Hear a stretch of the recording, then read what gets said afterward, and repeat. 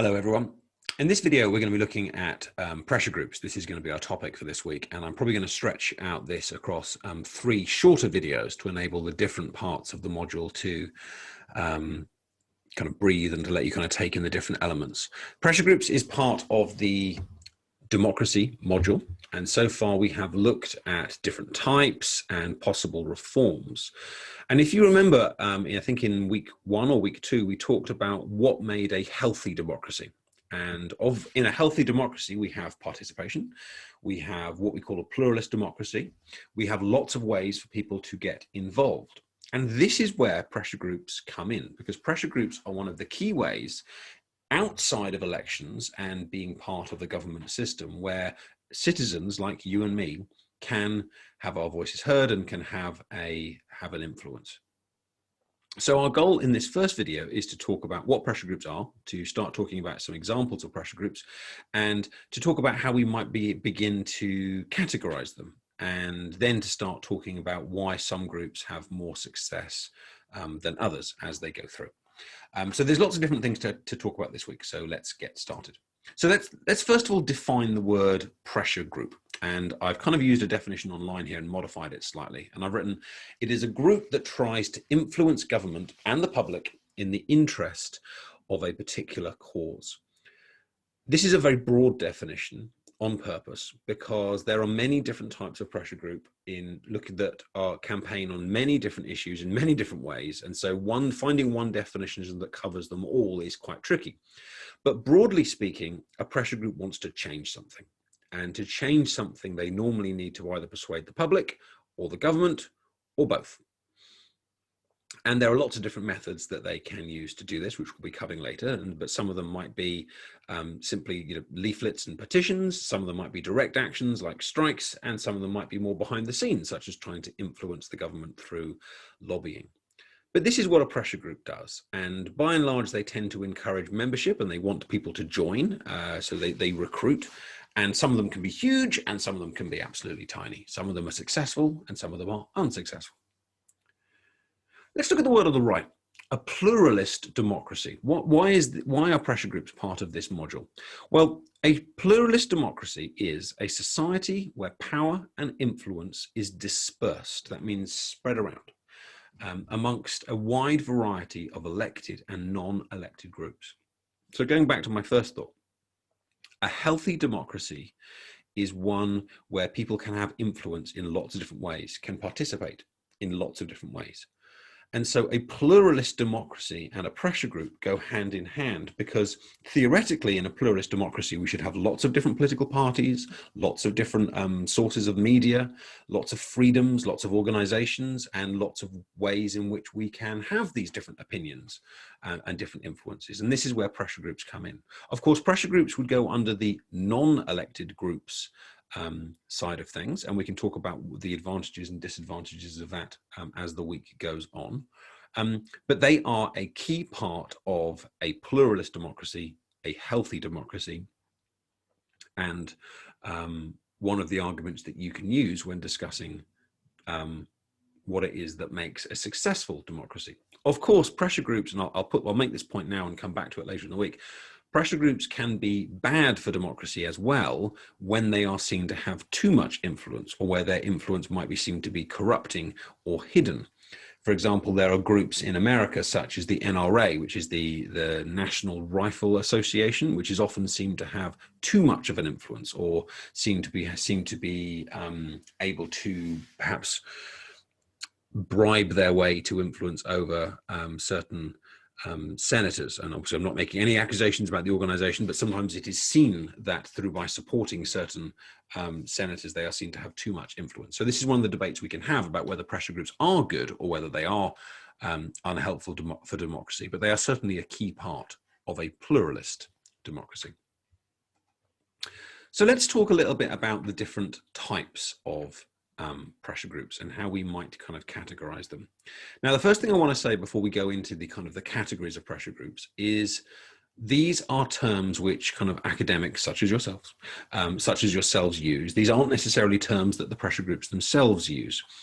And what that means is that many pressure groups will fit easily into these categories, but not all of them will. And sometimes you will get situations where pressure groups will move between these categories.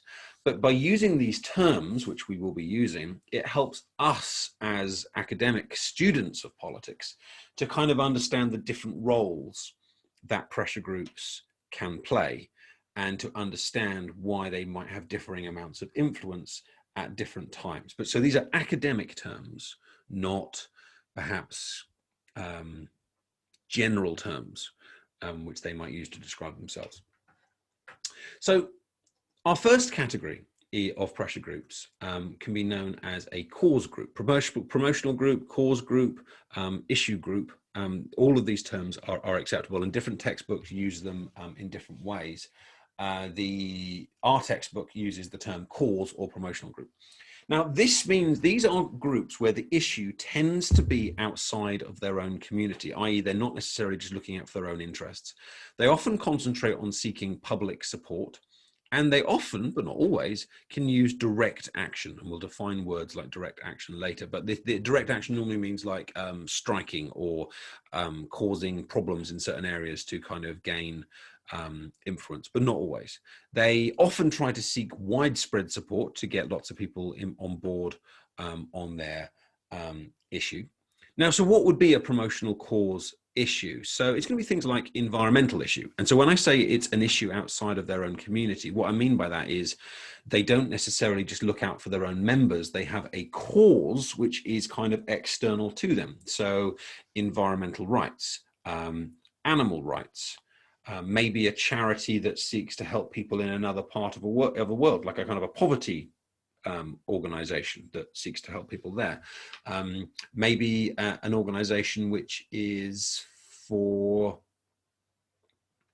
that campaigns against abortion, for example, might be a cause organization. The NRA, which campaigns for gun rights, perhaps could be a cause seeking organization.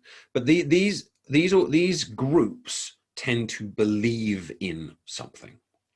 And therefore, they often try to get as many people as possible to also believe in the same thing, which is why they try and get so much kind of public support. The methods that they use do vary, but you do often see marches and campaigns that you would recognize on the news. Now, on the other side, we have what we might call sectional groups or interest groups. Now, this is the opposite in that these groups tend to be self-interested, meaning that these pressure groups tend to look out for their own members, or you join this group because you are a member of that particular group. So let's go straight to the example. So trade unions tend to be an example here. So I'm a teacher. I'm a member of a teacher trade union, and a teacher trade union is a pressure group that looks out for the interests of teachers. So it is a self-interested pressure group for teachers. And there are medical unions for doctors. There are the CBI here, which is as you can see, it's the voice of business. This is the Confederation of British Industry. So this group looks out for the business owners, in effect. You might be a member of the student union at university. You could argue that groups such as maybe Black Lives Matter or women's rights groups are perhaps more sectional or interest based groups, because they tend to look out for their own members. And these groups tend to concentrate on seeking influence with decision making. So these groups will often try and change the law or change government policy to help their particular members. So for example, using my example, maybe getting teachers a salary rise, or there was the recent campaign about NHS nurses only getting a 1% pay rise or something like that after Corona. So these groups often try and influence government to change their decisions. However, there are exceptions to both of these groups. And so I just mentioned Black Lives Matter, for example, and whilst they have also, whilst the Black Lives Matter movements do want to influence government, they have also used a large amount of direct action, such as marches. So the methods and the rules are not fixed, and we'll come back to that.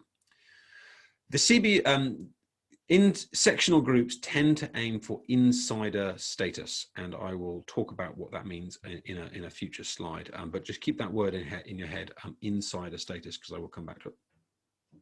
Obviously, because sectional groups tend to represent their own members, they tend to have a formal and narrow membership rather than a widespread membership that can include many people from many countries, from many backgrounds, and so on. So for obvious reasons, these groups tend to be more limited in who can join them, where although of course they can be huge if the group that they represent is big. So these are our first two ways of categorizing pressure groups. And of course there are groups that seem to be a bit of both. For example, I talked about women's rights earlier. I am a man, but I could passionately believe in women's rights, and I could join that pressure group.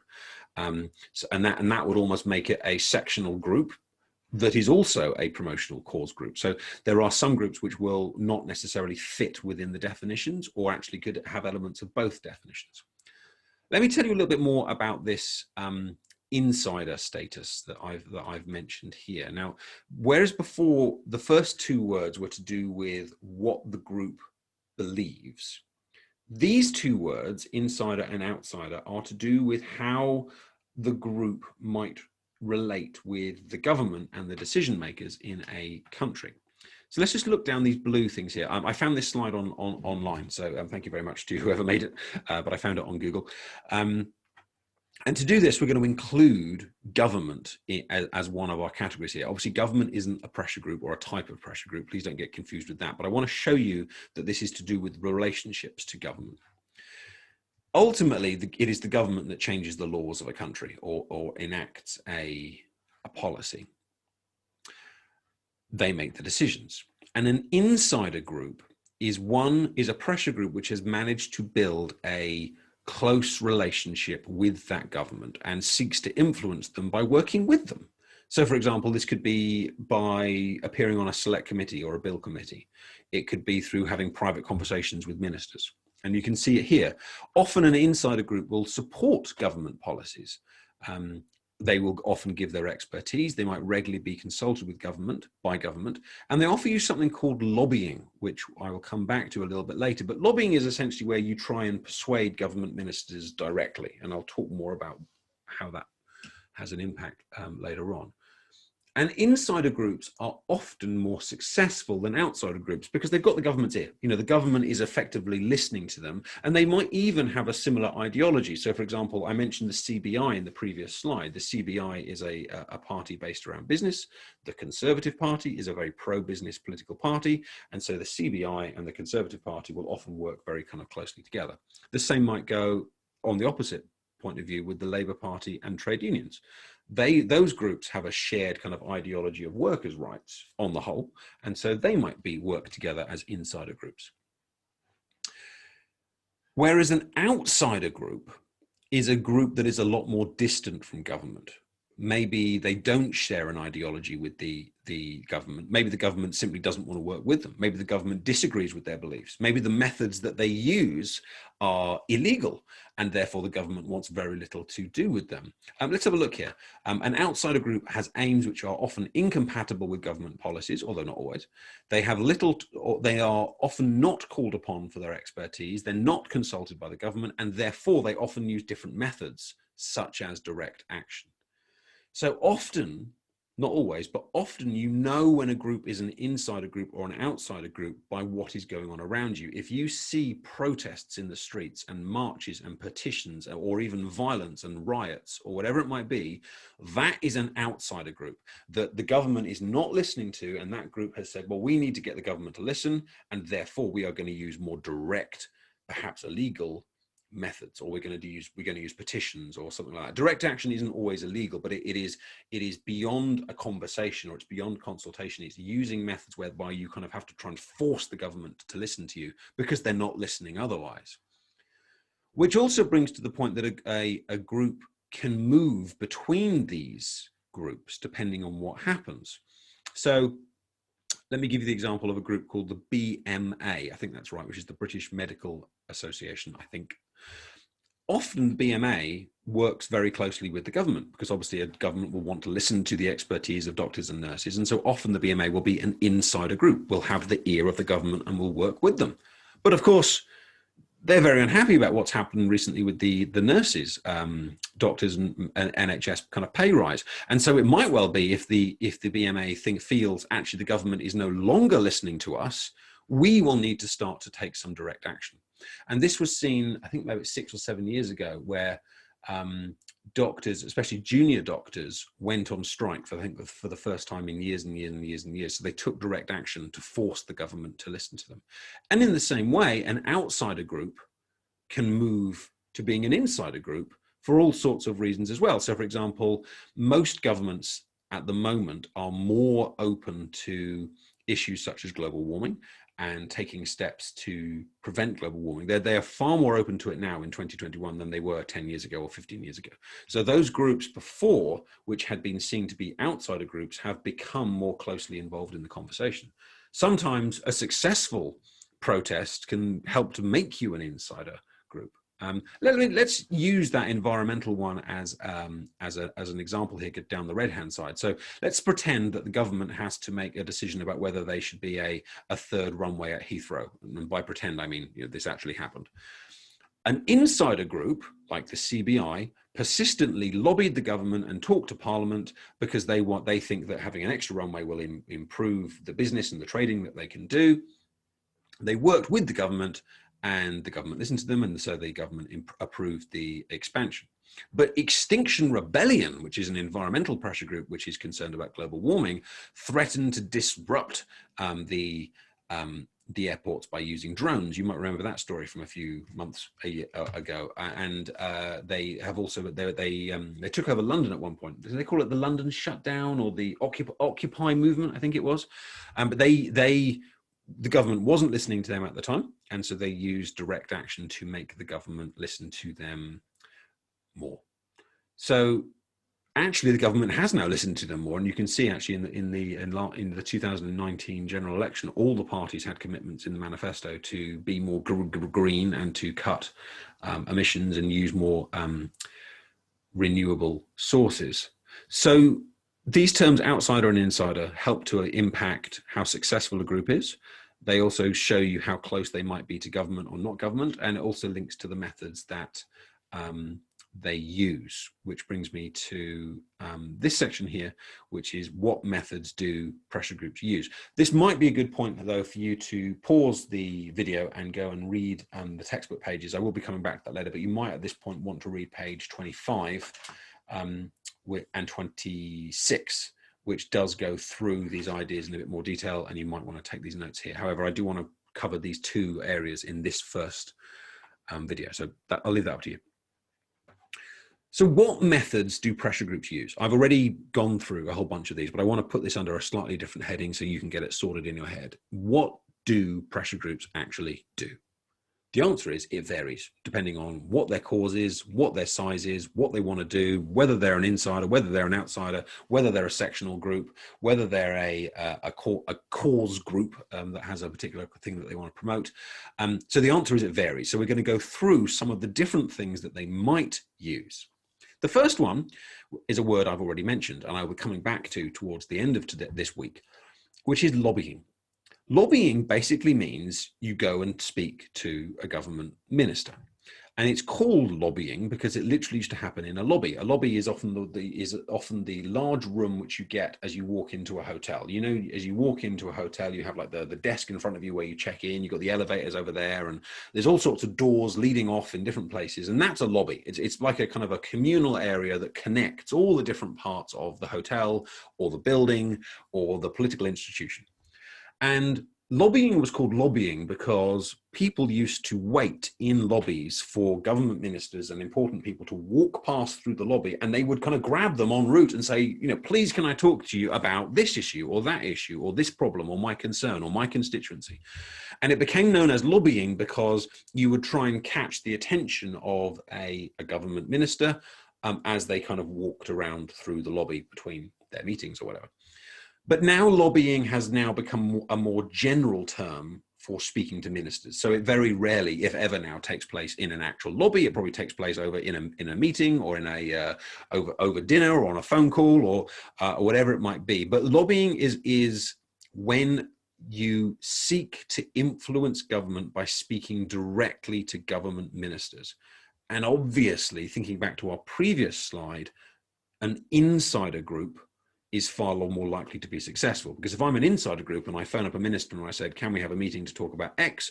The government minister will probably say, yeah, let's do it. If I'm an outsider group, I might not even have their number. And even if I do, they probably won't take my calls, and they certainly won't want a meeting. So lobbying is a method which is almost exclusively to insider groups, but not always. Let's see what I've got here. Seeking direct meetings with decision makers and trying to persuade, in brackets, bribe them to support your cause. Lobbying is controversial, and we'll come back to this towards the end of the week. Lobbying is controversial because we don't really know what happens in these meetings. We don't know what deals are agreed. We don't know what influence is brought. Is it a case of going, please, we really believe in this. Will you please help us? Yes, of course. Or is it a case of, we really need your help on this, and we've got this lovely spare apartment over there, which you could use if you like. We don't know to what extent lobbying is corrupt. There's a word for you, corrupt. We don't know to what extent corruption takes place within lobbying. And there have been some major lobbying scandals, which we will be looking at towards the end of the week. But you've probably done some lobbying, or your parents might have done some lobbying. If you write to your local MP or have a meeting with them or trying to persuade them of something, that is lobbying. There's nothing wrong with lobbying in itself, but it can be seen to be an undemocratic method of persuasion. So who might you try to get direct meetings with? Ministers, MPs, councillors, MEPs, mayors, etc. Do you remember how we talked about last week about the idea that you have lots of different representatives? And one of the advantages of having lots of different representatives is that you can lobby your different representatives at different levels, whether that's your local councillor, whether that's your regional representative, your local MP, a government minister. I think earlier in this definition, I talked specifically about government ministers, and that is your ideal lobby target, because the government minister is the one with the most amount of power. But if you can't get their ear, then maybe you'll lobby somewhere else, and maybe you would lobby in multiple places at the same time. Maybe you might have a campaign of lobbying where you might want to persuade your local councillor and the London mayor and the MP of Harrow and the Minister for Transport, and even try and get a question asked in PMQs, so you can lobby in lots of different places at the same time. Which leads me to this point here, which is the more access points there are, keyword, the more lobbying can take place. An access point is going through all of those different places where a citizen can gain access to decision makers. If the whole country was ruled by a single dictator, there would only be one access point, and therefore the chances of influencing them would be very small, and your ability to persuade them would be greatly reduced. But if there were lots of representatives like we have in our country, and huge amounts of representatives like there are in America, at different layers, at different levels, there are more access points, and therefore more lobbying can take place. Lobbying. Another method a pressure group can use is public campaigning. This one is probably not new to you. You're probably very aware of these demonstrations, e-petitions, getting celebrities involved, going on a march, using the media, using social media, using MPs and peers to promote a thing. This is trying to get public support for your cause, whatever it might be. And I'm sure you've all had people speak to you about various things. I'm sure you've all seen adverts. I'm sure you've all watched things on TV where they kind of say, please, will you donate to this particular charity or get involved in this cause? You might have even shared posts yourself on social media, or even had a charity function in school where you've tried to persuade people of a particular issue, or there's been an assembly that tries to persuade you about a certain cause. Or certain need. But public campaigning is a big part of what pressure groups do, because ultimately the more members they get, the more influence they have. The more members they have, the more money they have, therefore the more campaigning they can do. So size, money, support is a very important part of what a pressure group does. What other methods do pressure groups use? The other area where a pressure group might try and gain influence, and this links back to the insider-outsider status idea, is that they might try and support political parties that agree broadly with their views. So I'll give you two examples here. Trade unions often give huge amounts of money to the Labour Party because the Labour Party tends to support workers.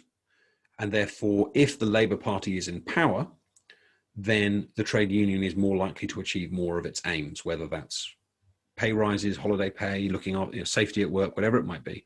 So Pressure groups will often financially support political parties that benefit them. Another example, again, might be the NRA and the Republicans in America. The NRA spends huge amounts of money trying to get NRA candidates into the Senate, into the House of Representatives, and so on.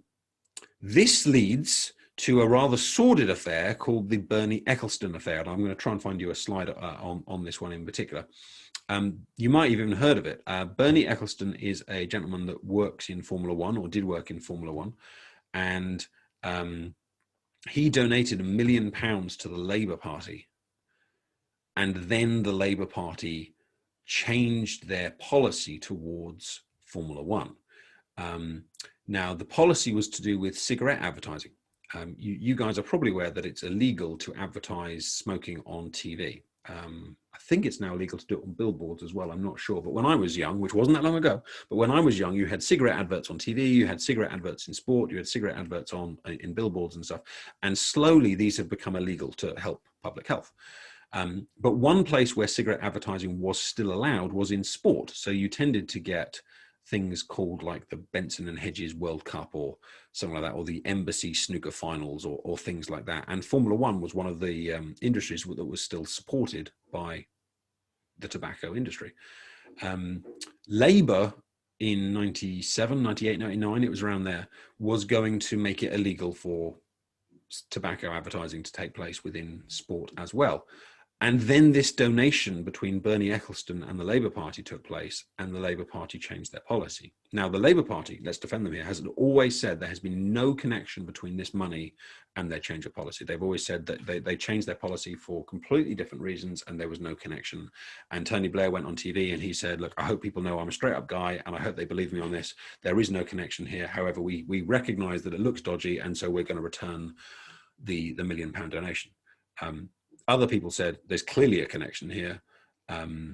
This is corrupt. This is effectively kind of bribery.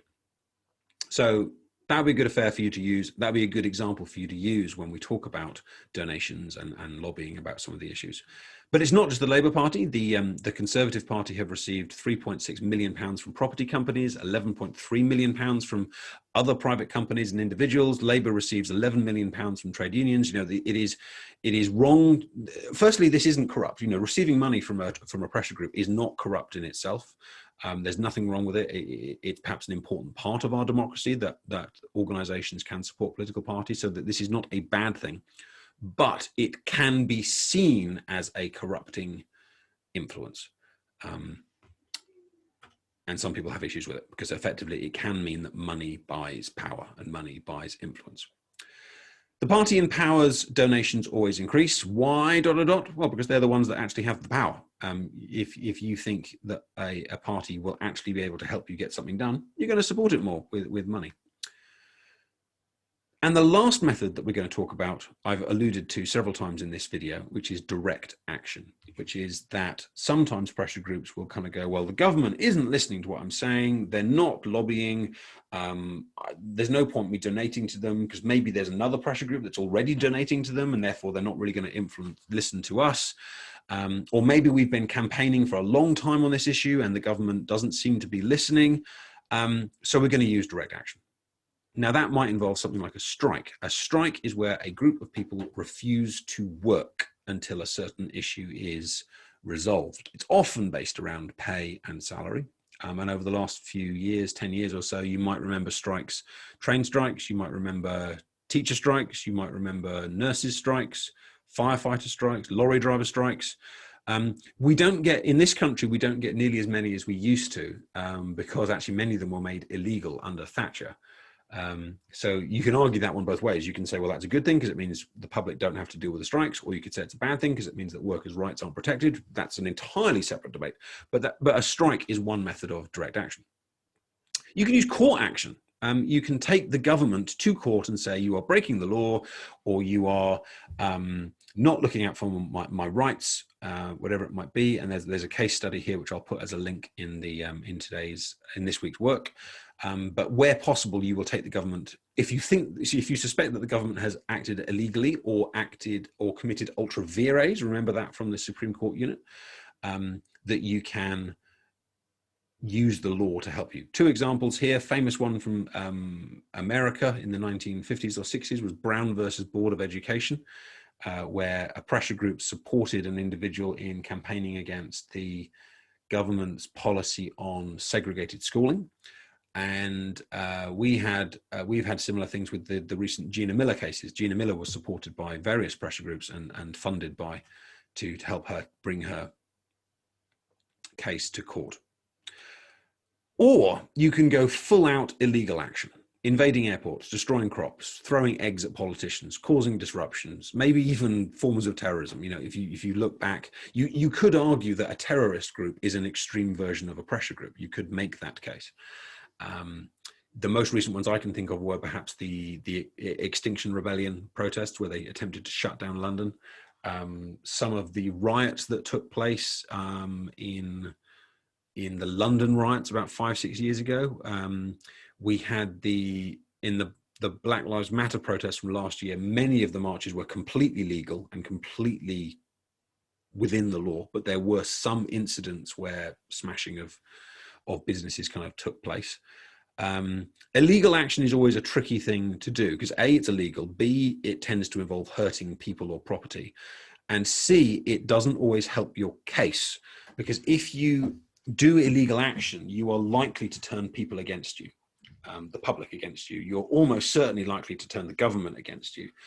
But you will get press coverage. You will get people to notice you. And so any organization or group that decides to use direct action needs to kind of weigh that up in their minds. You know, is anyone paying attention to me right now? Is anyone listening? How desperate are we? Because when they use direct action, when they use illegal action, there will be a cost to them. And I guess they will have to make the decision about whether the cost is worth the benefit. Right, so I think from our last slide for this lecture, which is longer than I expected, I apologize, I would like to talk about celebrities. Because the other method that they can use, and to be honest, I'm going to be honest, this is more one of a minor one, but it's quite a fun, memorable one, is that celebrities, pressure groups love to use celebrities because it's instant media attention. Because the media love celebrities, we as people love to read about celebrities. So if a celebrity gets involved in a particular cause, it's far more likely to get attention, which will then get more support, and it might get more things done. And there's a whole bunch here, but actually the one that I really want to talk about hadn't happened when I made this slide a year or so ago, which is the Marcus Rashford school meals campaign, which I hope you're all aware of. But there is a celebrity that has got involved in a campaign, maybe even created a campaign, and used his celebrity stardom or sporting stardom to bring a real difference in the area of free school meals during the lockdown campaign. That campaign would have gone nowhere without the influence of Marcus Rashford. So there's an example I would love to see. If you don't know that story, Google it. If you don't, and that's definite homework. If you don't know that story, Google it. Or even if you're not sure about that story, Google it and just find out what it is. But there's a few others which some of them are from a long time ago and some of them more recent. Joanna Lumley got involved in a protest with some soldiers called Gurkhas a few years ago, kind of gaining them some rights. I think that one's in the textbook, which you can read some more about, I'm pretty sure. You might have heard of a series of concerts called Live Aid from in the early 1980s and the mid 2000s, where Bob Geldof, you know the song "Feed the World," you know the Christmas song, you know, let them know it's Christmas time and all that kind of stuff. It's called "Do They Know It's Christmas?" That is a celebrity supported charity song, because if you think about the chorus, "Feed the World," you know, it's a call to action. It's a pressure group song. Use that as an example in an essay. Bono, who's the lead singer of U2, gets involved in basically everything, particularly Irish rights and poverty and things like that. Angelina Jolie has got involved in poverty abroad. What's the lady from Harry Potter? I want to say Hermione Granger, but that's clearly not her name. Emma Watson speaks out regularly on women's rights. I was reading something last night from Jamila, who talks about rights for women in regards to safety and things like that. And Charlton Heston was an old celebrity with the NRA, but Clint Eastwood also got involved in the NRA, and others. Here's a task for you, and this will appear after this in the Nearpod. I want you to find a celebrity and a cause that I haven't mentioned. Hopefully a celebrity you've heard of, and tell us a little bit about who that celebrity is and what cause they've kind of got involved with. So I'm aware that the celebrities I've kind of got are probably a little bit out of date now. So you can use your young person powers to tell me about current issues that celebrities have got involved with. So you should now go fill in any activities that have appeared on this video. You should now go and read pages 25 to 28 that will help to expand your knowledge of these various issues that I have raised in this lecture. Thank you for watching. Please like the video, subscribe to the channel, all that kind of stuff.